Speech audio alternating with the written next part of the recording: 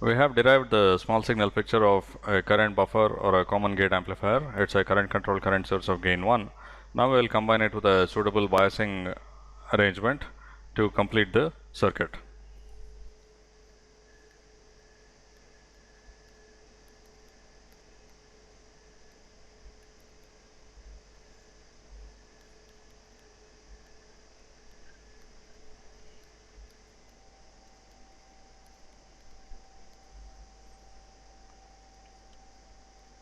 The gate of the MOS transistor is grounded.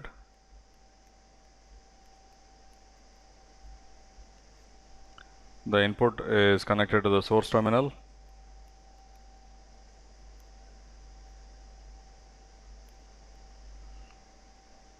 And the output is taken from the drain. And I'll for now assume that there is a load resistance connected that way. This is of course GM VGS. Okay. Now, what biasing arrangement suits this? Like before, because the source terminal is not connected to ground, we use source feedback biasing. Okay. In source feedback biasing, we connect a current source to the source terminal, and the drain, just for biasing purposes, is connected to the supply voltage VDD, and the gate is biased with a voltage divider R1 R2, which is powered from VDD. Okay. Now, to this biasing picture, we have to combine this signal picture. Okay. So first of all, the input is connected to the source, and we'll assume as usual that the signal frequency is above a certain value. It doesn't include DC, so we can couple it through a capacitor. Okay.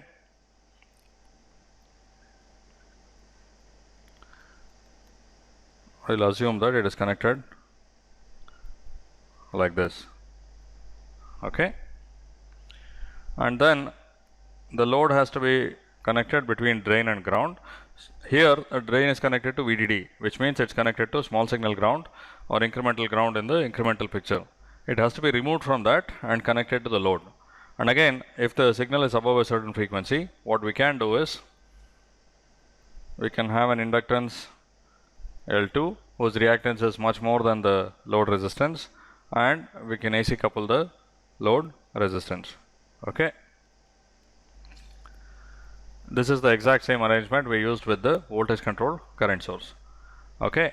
Now of course, if inductors are too bulky and we cannot use them, we can replace L2 with some resistor RD, and if you do that, of course only a fraction of the current can flow through RL. Okay, because you cannot make RD indefinitely large. That will mean making the supply voltage VDD very large as well, so that's not reasonable.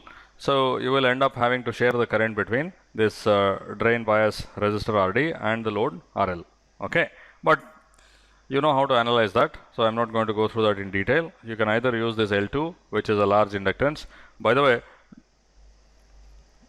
whether the inductance itself is large or not depends on the frequency as well. Okay, the reactance of this has to be much more than RL. If you go to a very high frequency, a small inductance has a high reactance. Okay, so it's quite common to see a picture like this in high frequency circuits. In low frequency circuits, the required value of inductance becomes so large that you don't use it. Okay, and many times this inductance, which is very large, it's referred to as a choke. Okay, essentially there is no current flowing through this. You can think of it as choking the current that is going into the small signal ground and letting it all go into the load resistor. Okay. And the gate has to be connected to small signal ground. Now if you look at it, it is connected to ground through R1 and R2. Okay, the actual picture looks like this. The gate terminal is connected to ground through this. Okay. Now so far we have been assuming that the gate current is 0. So if the gate current is 0, even if you have a resistance between gate and ground, this will be at 0 volts. Okay, so that seems adequate. But it turns out that, and we have not studied this part yet, there is a capacitance between gate and source. Okay, there is a capacitance referred to as CGS between gate and source. Okay, so because of that, if you connect it up just like this, that is, it is connected to ground through R1 and R2, the gate voltage will not be exactly 0 for signal frequencies. It will be at 0 voltage for DC increments, but for signal frequencies it may not be exactly at 0. So we always connect a capacitor also, a large capacitor, let me call it C3, between the gate and ground. That makes sure that the gate is connected to ground. Okay. Now we have not studied the transistor model including this capacitance, but take it from me that in a common gate amplifier you do connect a capacitor from gate to ground. And how much should this be? It should be much more than CGS of the transistor, and CGS of the transistor is of the order of Cox times WL. Okay, you are familiar with these terms Cox, W and L from the MOS model. Okay, now of course, because we have not studied these things, as far as we are concerned, we will assume that we will always connect a C3 that is very large, so this point is shorted to ground for signal frequencies. Okay, so this is now the complete common gate amplifier with biasing. You can see that the output part of it resembles what we had for the voltage control current source. That's not surprising. Voltage control current source and a current control current source, the output parts are the same, so it looks nearly the same. Okay. Now let me put the circuit down again.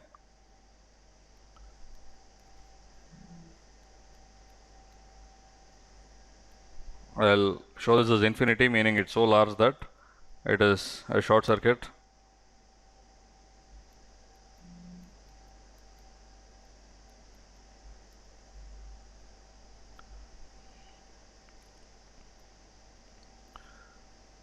And I'll show a resistor RD instead now, and we can also have another RL here.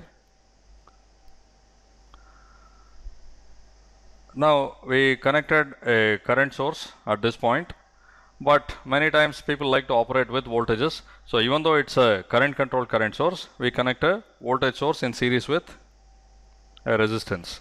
Okay, so VI in series with RS. Okay, now of course you know that this part of it is equivalent to having a current source VI by RS in that direction. Keep in mind the direction for current we have been taking here is going downwards, whereas if I have VI with the upper terminal positive, it will be upwards in parallel with a resistance RS. Okay, so it behaves in exactly the same way as before, and this current here is approximately equal to VI by RS, or rather minus VI by RS, because the polarity of this is reversed. In this case, this current here I naught was approximately equal to the input current, but the input current is pointing downwards. So in this case, I naught is approximately minus VI by RS. Okay. And if you again take the output voltage instead of the output current, what will this V naught be? It will be minus I naught times RD parallel RL. Okay, this is assuming C2 is large enough for it to be a short circuit and so on. If that's the case, then the output voltage with a voltage source input will be VI times RD parallel RL by RS. Okay. So you can use it with a voltage input. Of course, in this case, you can see that the gain depends both on the load resistance and the source resistance. Okay, so just because you apply a voltage input and take a voltage output, it doesn't mean this is a voltage controlled voltage source. Okay, a good voltage controlled voltage source should also have a very low output resistance and a very high input resistance. This has exactly the opposite. The input resistance is very low and the output resistance is very high. So this is really a current controlled current source, but you can operate it with a voltage source in series with a resistance, and also consider the voltage as the output. Okay, in that case the gain will be some resistor ratio, which can also be accurately set, and it is sometimes used like this. Okay, so when you see this common gate amplifier,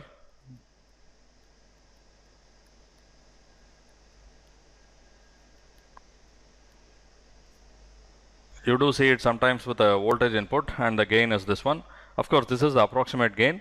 If you use the exact value, again I have neglected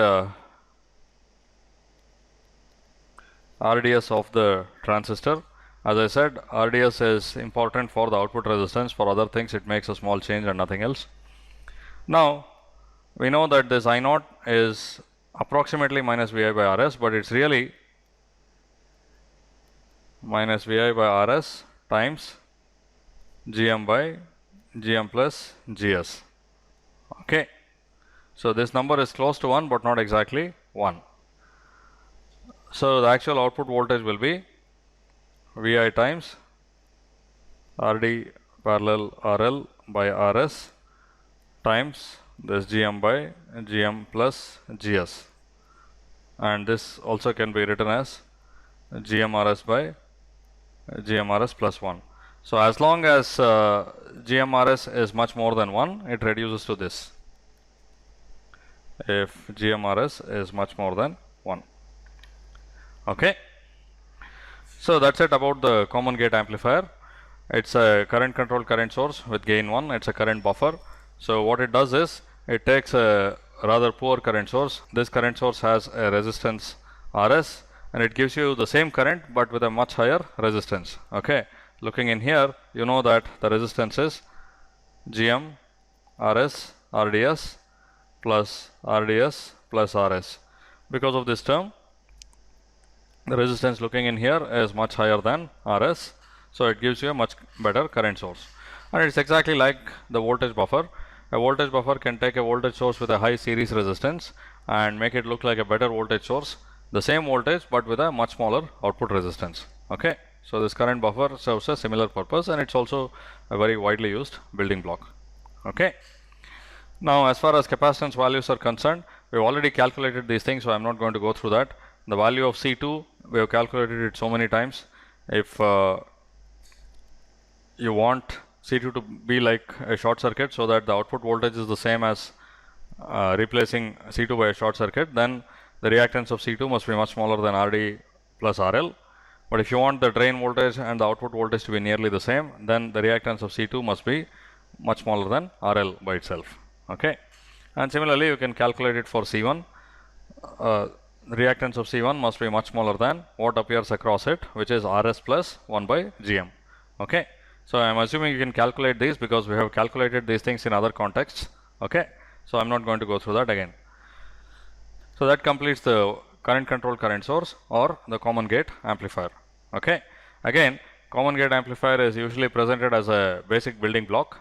Now we like to think of it as a feedback network which forces the output current to be equal to the input current by adjusting VGS appropriately. Okay.